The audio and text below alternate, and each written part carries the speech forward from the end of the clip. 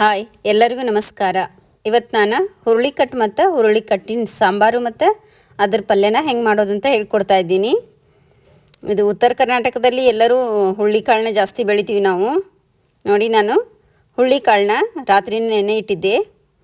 ಈಗ ಇದನ್ನು ಎಷ್ಟು ಬೇಕಷ್ಟು ನಾನು ಕುದಿಸ್ಕೋತೀನಿ.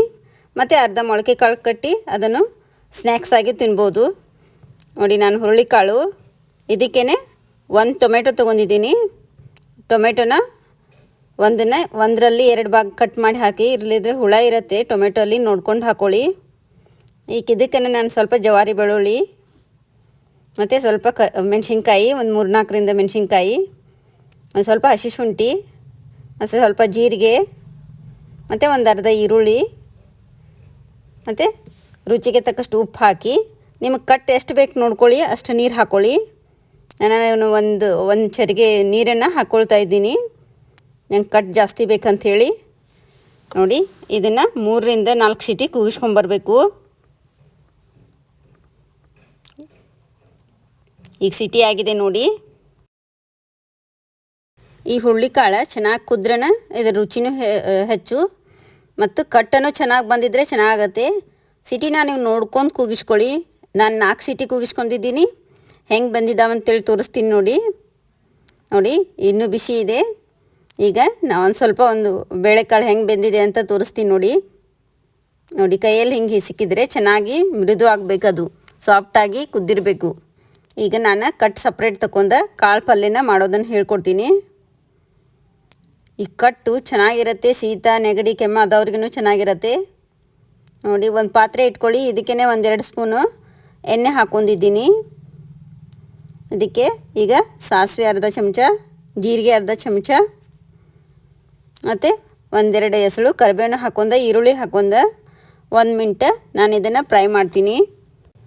ಈರುಳ್ಳಿ ಒಳಗಿನ ನೀರಿನ ಅಂಶ ಹೋಗೋವರೆಗೂ ಇದನ್ನು ನಾವು ಫ್ರೈ ಮಾಡಬೇಕು. ಹಸಿ ವಾಸನೆ ಹೋಗೋವರೆಗೂ ಫ್ರೈ ಮಾಡಬೇಕು. ನೋಡಿ, ಇದಕ್ಕೇ ನಾನು ಒಂದು ಅರ್ಧ ಚಮಚ ಅರಿಶಿನ ಪೌಡರು ಮತ್ತು ಒಂದು ಅರ್ಧ ಚಮಚ ಖಾರ ಪುಡಿನ ಹಾಕ್ಕೊಂಡಿದ್ದೀನಿ. ಇದನ್ನು ಚೆನ್ನಾಗಿ ಮಿಕ್ಸ್ ಮಾಡ್ಕೊಳ್ಬೇಕು ಎಣ್ಣೆಯಲ್ಲಿ. ಈಗ ನಾವೇನು ಬೇಯಿಸಿದ್ದೇವಲ್ಲ ಅದನ್ನು ಹುರುಳಿಕಾಳನ್ನ ಇದಕ್ಕೆ ನಾವು ಹಾಕ್ಕೊಂಡು ಇದನ್ನು 1-2 ಮಿನಿಟ್ ನಾವು ಮಿಕ್ಸ್ ಮಾಡ್ಕೊಳ್ಬೇಕು.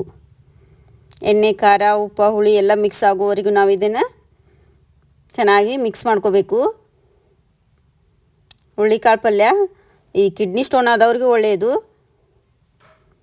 ಕರ್ನಾಟಕದಲ್ಲಿ ಇದನ್ನು ಹುರುಳಿಕಾಳನ್ನ ಜಾಸ್ತಿ ಬೆಳಿತೀವಿ ನಾವು. ಇದು ಈಸಿಯಾಗಿ ಸಿಗುತ್ತೆ ಈ ಮಾರ್ಕೆಟಲ್ಲಿ, ಇದ್ರ ರೇಟೂ ಕಡಿಮೆ. ನೋಡಿ, ಈಗ ಚೆನ್ನಾಗಿ ಮಿಕ್ಸ್ ಆಗಿದೆ. ಈಗ ನೋಡಿ, ಸ್ವಲ್ಪ ನೀರು ಹಾಕ್ಕೊಂಡಿದ್ದನ್ನು ಇನ್ನೊಂದು ಸ್ವಲ್ಪ ನಾನು ಬೇಯಿಸ್ಕೊಳ್ತಾ ಇದ್ದೀನಿ. ನೋಡಿ, ಇದಕ್ಕೇ ಸ್ವಲ್ಪ ನಾನು ಕಟ್ಟು ಹಾಕ್ಕೊಂಡು ಬೇಯಿಸ್ಕೊಂಡಿದ್ದೀನಿ. ನೋಡ್ಕೊಂಡು ಉಪ್ಪು ಹಾಕ್ಕೊಳ್ಳಿ. ನಾನು ಉಪ್ಪು ಸ್ವಲ್ಪ ಕಡಿಮೆ ಆಗಿದೆ ಅಂತ ರುಚಿಗೆ ತಕ್ಕಷ್ಟು ಉಪ್ಪು ಹಾಕ್ಕೊಂಡಿದ್ದೀನಿ.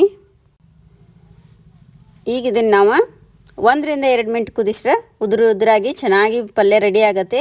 ಮೇಲ್ಗಡೆ ಸ್ವಲ್ಪ ಕೊತ್ತಂಬರಿ ಉದುರಿಸಿದ್ರೆ ರುಚಿಯಾದ ಹುರುಳಿಕಟ್ಟಿನ ಪಲ್ಯ ರೆಡಿ. ಈಗ ನಾನು ಕಟ್ಟು ಸಾರನ್ನು ಹೆಂಗೆ ಮಾಡೋದಂತ ಹೇಳ್ಕೊಡ್ತೀನಿ. ಇದಕ್ಕೆ ತುಪ್ಪನೂ ಹಾಕೋಬೋದು ನೀವು, ಅಥವಾ ಎಣ್ಣೆನೂ ಹಾಕೋಬೋದು. ನಾನು ಎಣ್ಣೆ ಹಾಕ್ಕೊಂಡಿದ್ದೀನಿ. ಎಣ್ಣೆ ಹಾಕ್ಕೊಂಡಿದ್ದಕ್ಕೆ ಸಾಸಿವೆ, ಸ್ವಲ್ಪ ಜೀರಿಗೆ ಮತ್ತು ಕರಿಬೇವು, 1 ಈರುಳ್ಳಿನ ಜಜ್ಜಿ ಹಾಕ್ಕೊಂಡಿದ್ದೀನಿ. ಇದಕ್ಕೆ ಸ್ವಲ್ಪ ಅರಿಶಿನ ಪುಡಿ ಮತ್ತು ಒಂದು ಸ್ವಲ್ಪ ಖಾರದ ಪುಡಿ ಹಾಕ್ಕೊಂಡು ನಾವೇನು ಕಟ್ಟು ಕುದಿಸಿರ್ತೀವಲ್ಲ ಅದನ್ನಷ್ಟೇ ಹಾಕ್ಕೊಳ್ಬೇಕು. ಎಕ್ಸ್ಟ್ರಾ ನೀರೆಲ್ಲ ಆ್ಯಡ್ ಮಾಡಬಾರ್ದು, ಇಲ್ಲರಿಗೆ ಕಟ್ಟು ರುಚಿ ಇರೋದಿಲ್ಲ. ನೋಡಿ, ಈ ಕಟ್ಟನ್ನ ಹಾಕ್ಕೊಂಡು ಇದಕ್ಕೆ ಮಸಾಲೆ ಬೇಡ, ಏನೂ ಬೇಡ, ಬಿಸಿ ಬಿಸಿಯಾದ ಹುರುಳಿಕಟ್ಟಿನ ಸಾರು ರೆಡಿ ಆಗತ್ತೆ ನೋಡಿ. ರುಚಿಗೆ ತಕ್ಕಷ್ಟು ಉಪ್ಪು ಹಾಕಿ ಇದನ್ನು ಒಂದು ಕುದಿಸ್ಕೊಂಡ್ರೆ ನಾವು ಈ ಕಟ್ಟು ರೆಡಿ ಆಗತ್ತೆ. ಕಟ್ಟಿನ ಸಾರು ಇದನ್ನು ನಾವು ಒಂದು ಲೋಟಕ್ಕೆ ಹಾಕ್ಕೊಂಡು ಹಾಗೆ ಕುಡಿಬೋದು, ಅಥವಾ ಅನ್ನಕ್ಕೂ ರುಚಿಯಾಗಿರುತ್ತೆ. ಸ್ವಲ್ಪ ಕೊತ್ತಂಬರಿ ಹಾಕಿದರೆ ಹುರುಳಿಕಟ್ಟಿನ ಸಾರು ರೆಡಿ.